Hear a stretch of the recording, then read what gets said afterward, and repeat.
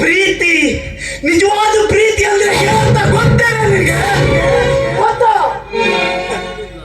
ಅದು ಗೊತ್ತಿದ್ದೆ ಹಾಗಾಗಿದ್ರೆ ಸಾವು ಬದುಕಿನ ನಡುವೆ ಹೋರಾಡ್ತಾ ಇರೋ ನನ್ನ ಅಣ್ಣ ನಿನ್ನ ಪ್ರೇಮಿ.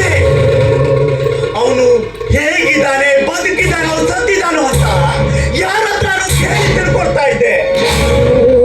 ಇಲ್ಲ, ನಮ್ಮ ಮನೆಗೆ ಬಂದ್ರು ನಮ್ಮ ಹತ್ರ ಸ್ವಲ್ಪ ದುಃಖನಾದ್ರೂ ಕೊಡ್ತಾ ಇದ್ದೆ. ನೀನ್ ಯಾಕೆ ಬರ್ತೀಯಾ, ನೀನ್ ಯಾಕೆ ಬರ್ತೀಯ ಅಲ್ವಾ?